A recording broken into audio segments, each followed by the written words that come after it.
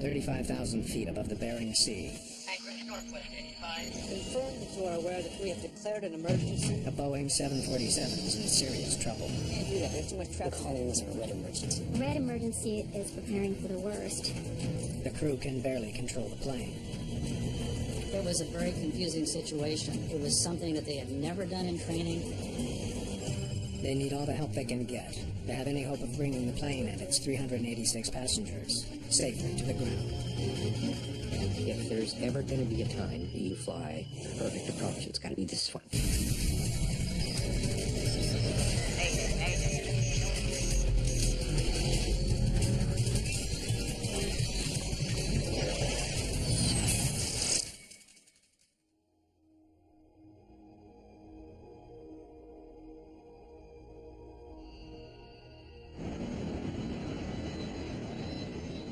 Northwest Airlines Flight 85 is making its way over the Bering Sea. It's after 5 p.m. Dinner service has ended, and passengers are settling in for a long flight. The massive Boeing 747-400 has just flown over Alaska and is now almost halfway through a 13-and-a-half-hour journey from Detroit to Japan's Narita Airport. Hello, gentlemen. Frank, how are things? 35,000 feet. Captain John Hansen is a career pilot. He's also a flight instructor for the Boeing 747. 6.5 hours into the flight, he's about to hand over the controls. On long journeys, it's common to have 2 flight crews. The trip was long enough that we put on a full augmented crew. We had 2 captains and 2 co-pilots. They fly in shifts to prevent fatigue. Why don't you guys give me a ding about 20 minutes before you want me back up here, okay? First Officer Mike Fagan, a Vietnam vet with 25 years flying experience, is the fresh first officer. Everything was normal, and we didn't expect to have any problems. We've flown this flight many, many times. Frank, I'm taking those on you. You get option B. Does option B include starving? He's joined by Captain Frank Guide, who has over 11,000 hours of flying under his belt. Pilots refer to this aircraft as the Queen of the Skies. It is equipped with a private cabin for the flight crew. Here, Captain Hansen and his first officer, David Smith, will have a 5-hour rest break before returning to the flight deck. Dave Smith had worked with me, and we were going to read for a while, perhaps nap in the bunk, and wake up for descent to Tokyo.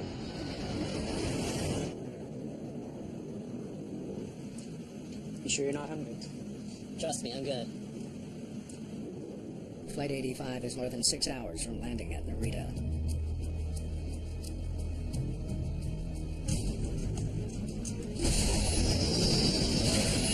The aircraft took a dramatic roll to the left that went from 35 through 40 degrees of bank. For no apparent reason, the pilots have lost control of their plane.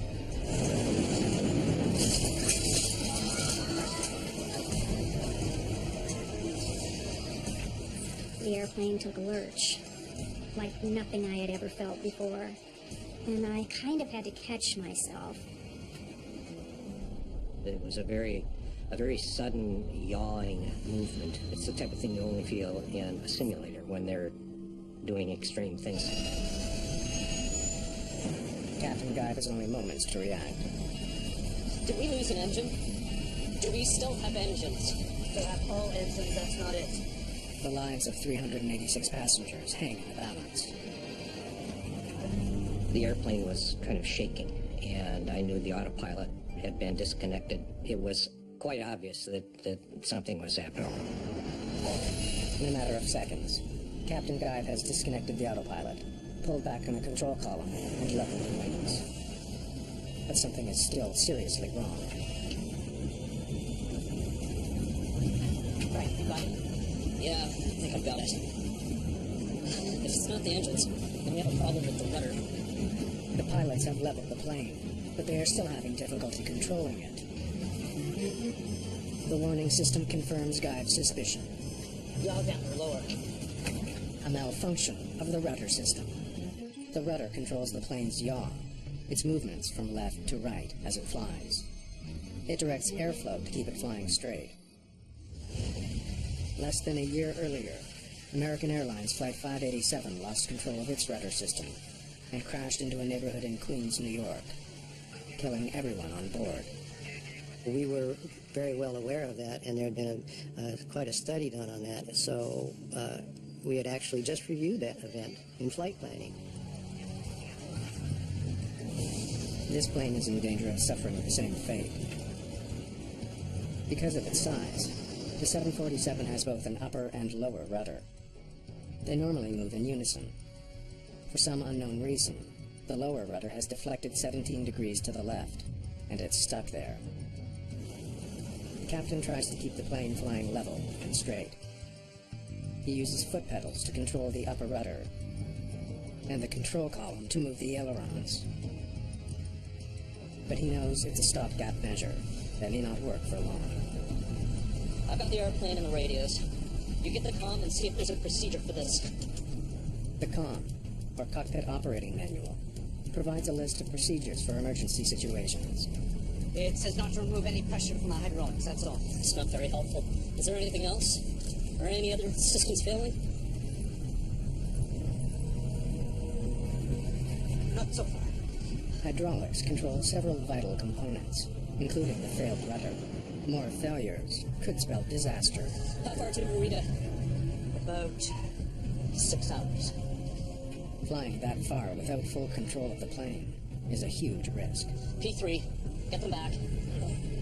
When you're in the bunk, you're used to hearing the P3 only at times when it's time for a shift change. When you hear it at an odd time, it means come back because something out of the ordinary has happened. Anchorage is 2 hours behind us. Call them and declare an emergency. We're turning around. Anchorage, this is Northwest 85. But even contacting Anchorage is a problem. Anchorage, this is Northwest 85. Air traffic control centers have a limited range. In the middle of the sea between two continents, the plane is in a dead zone. No one in Anchorage knows that they're in trouble. In the cabin, passengers don't know the scale of the problem. Many passengers assume it was only turbulence that caused the sudden jolt. See if you can reach 19. The pilots attempt to contact another flight that's closer to Alaska, Northwest 19, this is Northwest 85. but the signal is weak. Northwest 19, this is Northwest 85. This is Northwest 19, go ahead. We have an emergency on board. Can you relay to Anchorage? Roger, stand by. Okay, let's turn this around. The plane goes into a very wide right turn.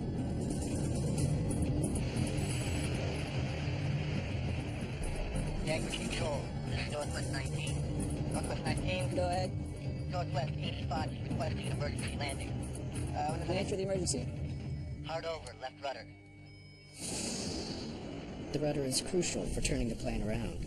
Without it, the captain is forced to improvise. We had no idea what the problem was. So Frank was very cautious on using the rudder, which means that he had used full aileron to control the aircraft. But in the meantime, the aircraft is in a slip. And a slip is when the aircraft is not in a coordinated turn. The tail is off in one direction, the nose point in the other direction. In other words, it's a slip that goes like this. Like a race car driver skidding through a turn, Captain Guide is close to losing control. It's moving. What's happening? We've declared an emergency, and we're headed back to Anchorage. Indications? Lower rudder is hard over 17 degrees to the left. We don't know why, and it's not responding. We don't know what else is wrong yet. It took both hands to fly the airplane. We didn't know at that point whether the rudder was coming apart. All we knew was it was definitely a rudder problem. This has never happened before. The pilots haven't been trained for this malfunction, There's no procedure in the comm. and the manual is of no use. We're gonna have to make one up. 35,000 feet over the Bering Sea, and an hour and 40 minutes away from the nearest airport, the pilots of this massive 747 are in uncharted territory. For the 386 passengers on Flight 85, the anxiety over the sudden dive has subsided.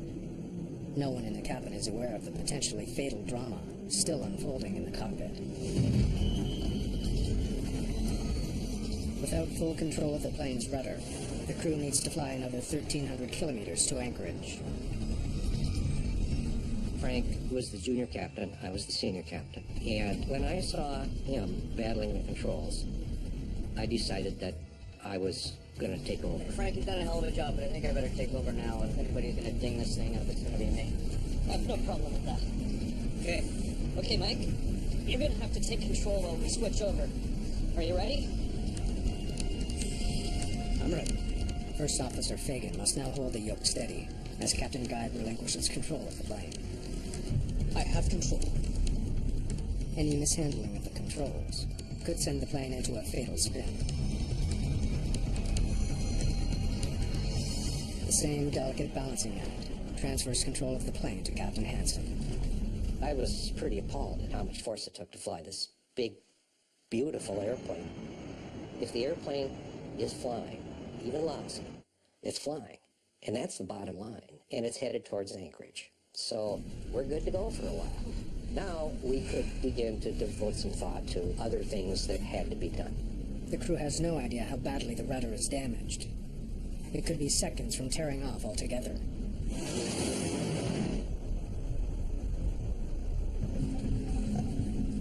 I can't tell whether the damn rudder's trying to leave the airplane. What do we tell the captain? We decided the passengers really should know, so we wanted a liaison with the cabin, and Frank offered to do that. I'll go back and tell them. The more they know, the better. I agree. I think we should tell them exactly what's going on.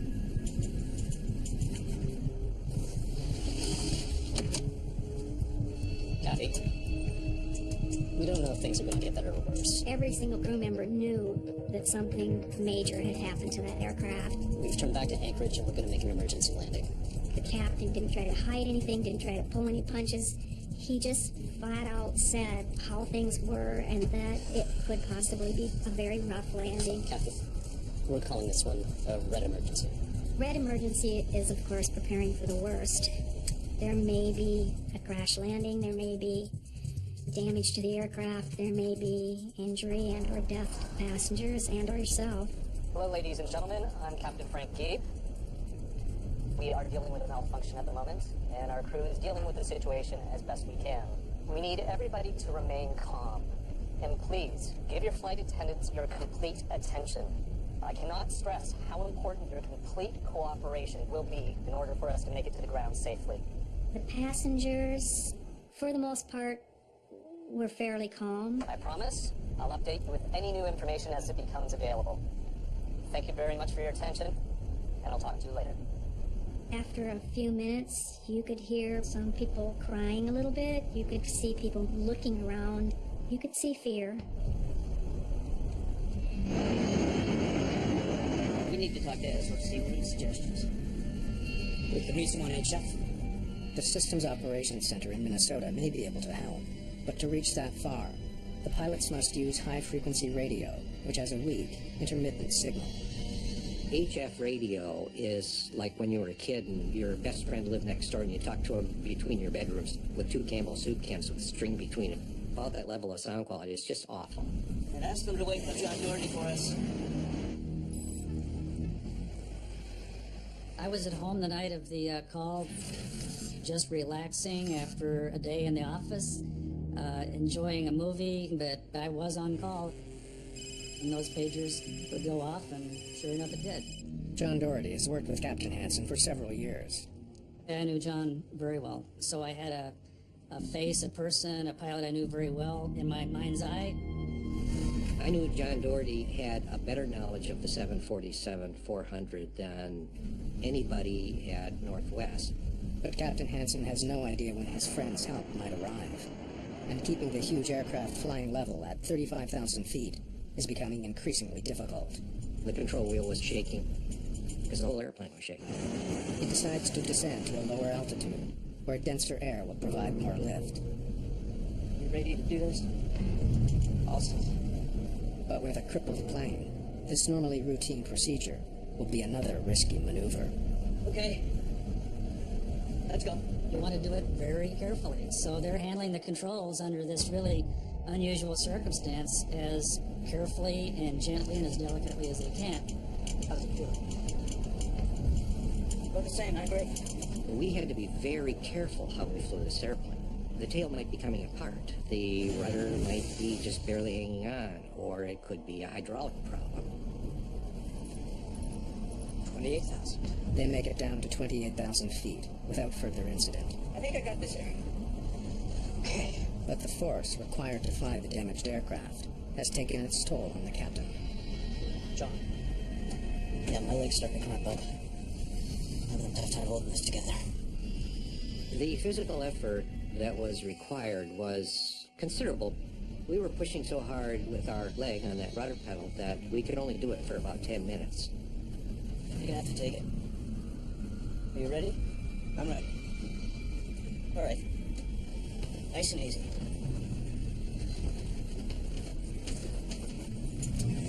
And then Mike would come in as I released. It wanted to go back the other way. In other words, you had to make it go where you wanted it to go. And you have to use the cross control. So you're using the muscles in your shoulder and in your back, and we would lock our legs. And then when I would release, I'd kind of get limbered up again. Still more than an hour away from Anchorage, the flight attendants prepare the cabin for a red emergency. We did what we were trained to do. It just kicked in, and you would make sure that everything on the counters is put away, make sure all the crew bags are stowed in where they should be. Everyone, to a person, cooperated with what we asked them to do. I remember coming to a family of 3, and they asked me if I was afraid. And I hate to admit it, but I did briefly consider lying. But then I decided that wasn't what I should do. Yeah, I'm afraid too. But we have the best pilots. Flight 85, we have John Doherty on the line. Operations has finally been able to connect the pilots with John Doherty. John, have you been briefed on this? You know what's happening up here? Yes, I understand you have a control problem. ICAS is showing we have a hard over lower rudder. They were facing really a very confusing situation. They knew they were confronted with something unique. It was something that they had never done in training, something they had never seen in training, nothing we'd ever talked about in ground school. Tom is not telling us much. We're an hour out of Anchorage. What do you think? Well, don't remove any power from the hydraulics. But other than that... And I knew from listening to John that what we had in the books wasn't going to be a help to him. There are going to be some circumstances where a pilot is going to have to figure out what to do on his or her own. 30 minutes pass before Northwest 85 is in range to talk to the Anchorage Control Center directly. Northwest 85, we have on the radar. Anchorage, Northwest 85. Confirm that you are aware that we have declared an emergency. We have emergency equipment standing by. We will request runway. The plane must fly over the Aleutian Mountain Range to reach Anchorage International Airport. The airport itself is also surrounded by mountains. We said, okay, 6 rides is the runway we want because it'll give us a 20-mile final, and it's a great runway with an ILS approach, and it's long.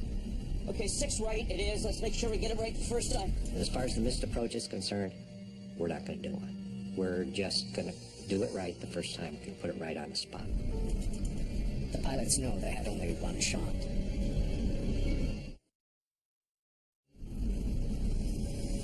What do you think, Mike? Maybe we should start configuring for landing early. Lower our altitude. They're still 40 minutes away from Anchorage, but the pilots decide to configure for a landing. They want to see how it will affect their crippled plane. If something goes wrong, this may give them more room to recover. Okay, we can take it over Cook Inlet, lower to 14,000, and then see what happens. 14,000 feet is a real nice intermediate altitude. It's good, thick air, and it's high enough yet that if something got worse and control deteriorated, you'd have room for a recovery. This is Northwest 85. We would like to descend to 14,000 over Cook Inlet. We can't do that. Lots of air traffic in that airspace. The airspace over Cook Inlet is the busiest corridor in this part of the continent. If they lose control of the plane again, they could collide with another aircraft. This is an emergency aircraft. This is the statement, course of action. Okay, we'll clear everyone out of your way. The jumbo jet slowly descends to 14,000 feet. Okay. Flap 5. Flap 5. As he adds flaps, Captain Hansen can only hope the plane maintains stable flight. Next comes an even bigger test. Gear down. Gear down. Lowering the massive landing gear will increase drag and reduce airspeed. The plane handles the new configuration without any problems, but there are new worries about the damaged rudder. You feeling that? Oh, yeah. The rudder is tied to airspeed and altitude. The lower you get, the further the rudder goes out. So then it required more rudder, more aileron, and that was physically exhausting. Mike, I like to start the crap up. You ready? I'm ready.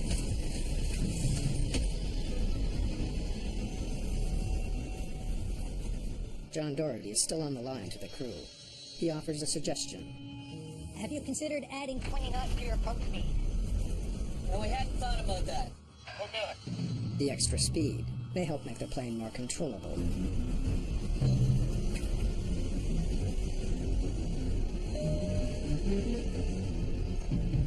Hello, ladies and gentlemen. We're in for a bit of a rough landing. When we touch down, there's going to be quite a jolt. We'll tell you when to brace for impact. As Northwest Airlines Flight 85 approaches Anchorage, the pilots and Doherty continue planning for an uncertain landing ahead. We discussed how are things going to be as we fly the approach, what flight control, what management issues in terms of flight paths we're going to encounter there, and then how we're going to manage directional control during the landing rollout, what stopping issues we're going to have, and so on. The decisions they face in the next few moments will make the difference between life and death. Okay, we can't do this anymore. Let's use the engines. Dave, get on the levers. 1 and 2 up, 3 and 4 down. Just minutes from touchdown, the pilots increase power to the left engines while reducing power to the right. This uneven thrust should help keep it straight. But there is a danger. No one knows how badly damaged the rudder is.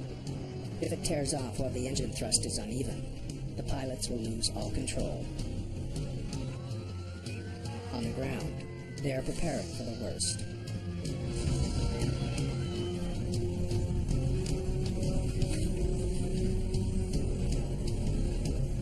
$1,000 for a rearview mirror right now.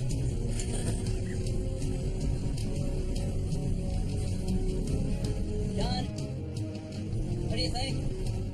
Doherty has been scouring charts and manuals. He reminds the crew of another problem to consider. On landing. Don't forget the rudder's attached to the nose steering. And when that happens, Mike, I'll take the tiller on the brakes. You take the yoke.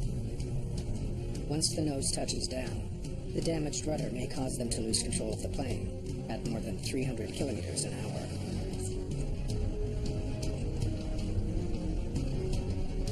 I flew the approach all the way down, and I thought, if there's ever going to be a time that you fly the perfect approach, it's got to be this one. I became extraneous at that time, so somewhere along around 8,000 feet on the way down, I signed off with the crew. I'll talk to you when you're on the ground. We'll talk soon.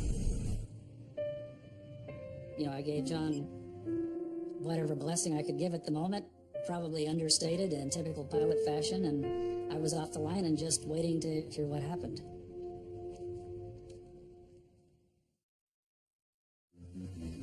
Between the frigid waters of Cook Inlet and the towering Alaskan mountains, Anchorage International Airport awaits the arrival of a stricken 747. Northwest 85, we have you on our radar.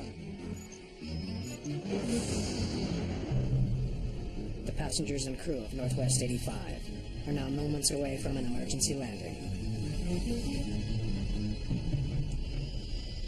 As I was putting my own seatbelt on, I remember thinking to myself, is this all there is? As in, am I done here? Am I going to be alive when this is over? And I thought about my kids and my husband and my home. Northwest 85, clear to land. Emergency equipment standing by. Roger, clear to land. The crew still has no idea what will happen when the plane touches the ground. There were close to 400 passengers in that airplane and a crew of 18, and some of them people that I knew personally, like John and the other pilots in the crew. So waiting was hard. Okay, everyone, here we go.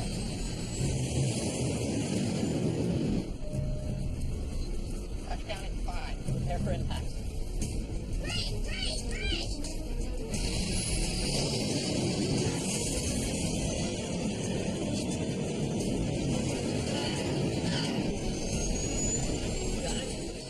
As planned, on touchdown, First Officer Fagan takes the control column. Captain Hansen guides the front wheels with the tiller. The timing is critical. One false step, and the plane could shoot off the runway.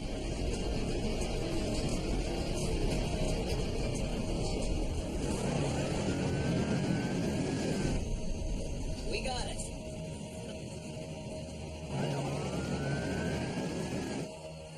Good job, Mike. Good job, guys. So what do we do for encore? Not that. Everyone in the cockpit was finally able to exhale. And we just went...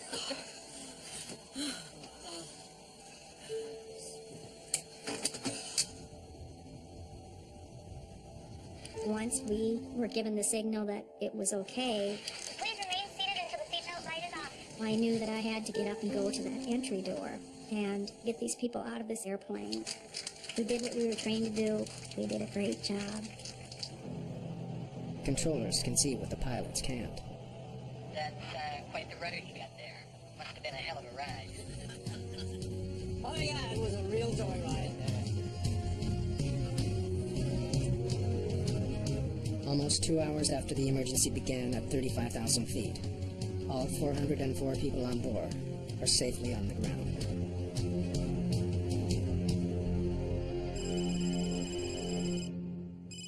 Well, when I heard the crew was safe, of course, it was an incredible sense of relief. These guys had been tested, and they'd done a fabulous job. So, you know, it was really joyful. I mean, the sense of grace, accomplishment, joy, satisfaction, it was all good. The pilots have narrowly avoided a fatal crash.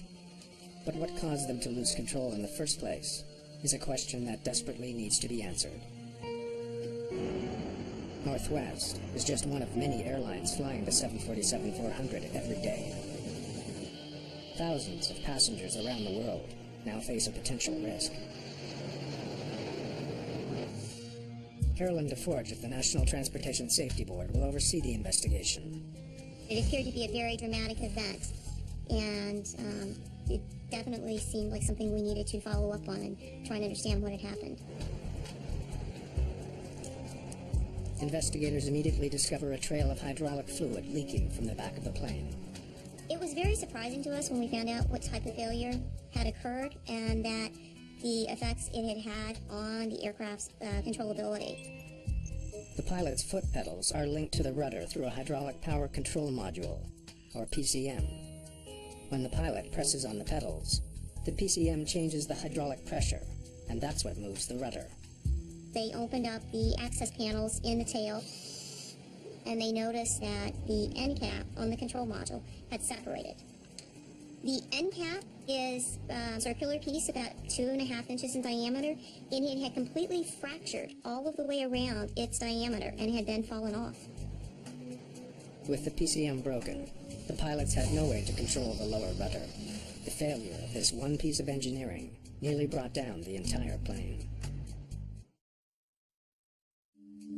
The failed control module from Northwest Flight 85 is shipped to NTSB headquarters in Washington. Close examination reveals exactly how the failed part caused the rudder to jam. When the end cap came off, it allowed a piston inside the module to move further than its design limit was intended, and that is what resulted in the rudder hard-over. But why the module's end cap failed in the first place is still a mystery. It was certainly something that was not anticipated by the designers, and when we examined the hardware, it was definitely beyond the scope of what you normally encounter as an engineer when you're doing a failure investigation. Normally you see something that's an internal failure, not an actual mechanical failure of the housing itself. Sylvie Dion is a metallurgist specializing in airplane components. The manifold material was an aluminum alloy, which means that it's actually aluminum metal that's mixed in with a bit of copper, with magnesium, with zinc. And the purpose of adding these other elements is to make it stronger. The aluminum alloy used to make this part is extremely resilient. It should never break apart like this. Doing failure analyses like this on failed parts is a bit like being a detective, because you're looking for clues as to what caused the occurrence, what caused the material to fail. The size and shape of the crack tells investigators that the module wore out over time, what's called metal fatigue. However, this is almost impossible for them to believe. A Boeing 747-400 is built for long hauls, 12 to 15-hour flights, and its parts are built to last decades. My understanding was the mean time before failure for this item was something like 30,000 years, which is basically saying, well, we don't think this part was ever going to fail. The 747-400 is in high demand. More of these massive planes are being manufactured every year, with the same control module that failed on Flight 85. If this crucial system is wearing out prematurely, investigators need to figure out why, before it leads to a fatal disaster. The fact that this had a purely fatigue failure with no apparent origin to it, such as a deficiency or a defect, made us question the material properties of the housing itself. Investigators send the unit back to the manufacturer for extensive metallurgical testing. One of the best techniques for revealing if a part contains cracks or surface defects is to use fluorescent dye inspection. The part is examined under UV light, and the defects will appear as bright lines or bright dots that are very visible. But the exhaustive tests reveal that the material itself was not to blame. Investigators still can't explain the failure. It was driving all of the group crazy. We were very frustrated when we realized that all of the paths we chased down didn't give you that aha, eureka moment. Investigators wonder if something in the plane's history could have caused the module to break down prematurely. What the records reveal is surprising. Northwest was the launch customer for the 747-400, and this one was the first in the line of 400s that Northwest flew. It was the oldest production 747-400 in the world. And that's not all. Records also show that this very 747-400 was used as a test plane before it was even sold to the airline. Good rigorous testing has somehow led to the failure of the power control module. The plane had flown for 55,000 hours and taken off more than 7,000 times. That's more takeoffs and landings than most 747s with that number of hours in the air. This discovery leads the investigation in an entirely new direction. We were concerned that it had been exposed to more stress than we had expected, and that may have caused it to fail. Each time a plane takes off and lands, its systems are put through more stress than when it's simply flying through the air. We were very concerned about those operators in Asia that use the 747-400 on short-haul flights. This module, however, is already broken. There's no way to test it. Checking all the units on the rest of the fleet is not a practical option. You would have essentially had to have grounded the fleet to remove all of the units. As a preemptive strike against future failure, the NTSB recommends that airlines test the power control module more vigorously and more regularly. We instituted a repetitive inspection cycle requirement. But the root cause of the failure is never found. 4 years later, an Air France cargo plane is forced to make an emergency landing. Once again, the lower rudder has failed on the 747-400. The circumstances are strikingly similar to Northwest Flight 85. The unit was sent to Parker Hannafin in California for repair, and when they opened the box and looked at it, their eyes got really big. They immediately quarantined it and called everyone and said, "Oh my gosh, you're not going to believe what just showed up on our doorstep." If the Air France module shows signs of metal fatigue like the one on Flight 85, then investigators may be a step closer to explaining the mysterious failures. We immediately focused in on the fracture surface again in the same area and did many of the checks that we had done the first time around. But this case seems to be different. There is no sign of fatigue. Instead, they find a manufacturing defect. We actually found a deficiency in the bottom of the threaded bore section. We found a very sharp radius at the bottom of the threads, which is where the crack had propagated from. While finding the cause of this latest failure is significant, it has done nothing to help explain the failure on the Northwest flight 4 years earlier. Was it overloading? Was it a progressive failure? Was it exposed to something in the environment that caused it to fail? Without knowing the why, you can't really take the appropriate corrective action. And as an investigator, that's frustrating. For the second time, a part that was never meant to wear out has nearly brought down a 747. With one of the two near tragedies still unexplained, investigators desperately need to find a fail-safe measure that will protect passengers in the future. Okay, everyone, here we go. 4 years after Flight 85's heart-stopping emergency landing in Anchorage, the cause of the 747's rudder failure is still unknown. Now, the same part has failed on another flight. The next failure could be deadly. We still don't know actually the root cause of the Northwest failure. But because of what we found with the second Air France failure, we needed to take corrective action to prevent similar failures from occurring. Investigators recommend attaching special plugs to the control module. In the event of another failure, these new pieces will prevent the rudder from moving too far in either direction. The changes that we've made to the control modules in the 747-400 fleet will prevent any future events of a rudder hardover. An airworthiness directive from the FAA makes it mandatory for every 747-400 to be fitted with this new technology, eliminating the risk of another failure. But still, there is another question to consider. One investigators seldom have the luxury to contemplate. With a catastrophic failure of the rudder system, why didn't Flight 85 crash? One reason, the very design of this 747. Having a split rudder is definitely an unusual feature of this airplane. And in this case, it worked in their favor in the sense that if there had only been one rudder and the actuator of that rudder had failed, then 100% of the yaw control would have been deflected, which would have magnified the problem. But technology alone did not save 404 lives. In 1985, China Airlines Flight 006 also went into a sudden roll. But that flight plummeted nearly 30,000 feet before the pilots were able to regain control.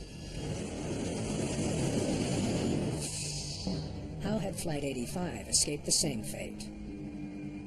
If Frank hadn't reacted the way he had, we probably would not be here to tell the story. Frank, you got it? Yes, I think I got it. Captain Guy's actions in the first few seconds were critical to saving the plane. But what got it safely to the ground is another story. Every pilot in that cockpit knew what was going on. Risks were being assessed and so on. On landing. Don't forget the rudder's attached to the nose steer. And when that happens, Mike, I'll take the color of the brakes and you take the yoke. Cockpit resource management is really what enabled us to think this thing through and get the airplane on the ground. I am proud to say we were like a well-oiled machine. We all did what we were trained to do. Touchdown in 5. Prepare for impact. And not one single person fell apart. Quick to each other, Captain. Guys that we had in the cockpit were just tremendous. Everybody communicated. I'll go back and tell them. The more they know, the better. I agree. think we should tell them exactly what's going on. I think this crew did a phenomenal job in getting this aircraft back on the ground safely. In 2003, the Airline Pilots Association awarded the crew of Northwest Airlines Flight 85 with the Superior Airmanship Award. More important than the award was the fact that we got the people on the ground safely. We got it. In this day and age of automated cockpits, hand flying is in danger of becoming a lost art. We have to remember as pilots that we are there because of our flying skills. We had prepared so well for this thing that failure was not an option.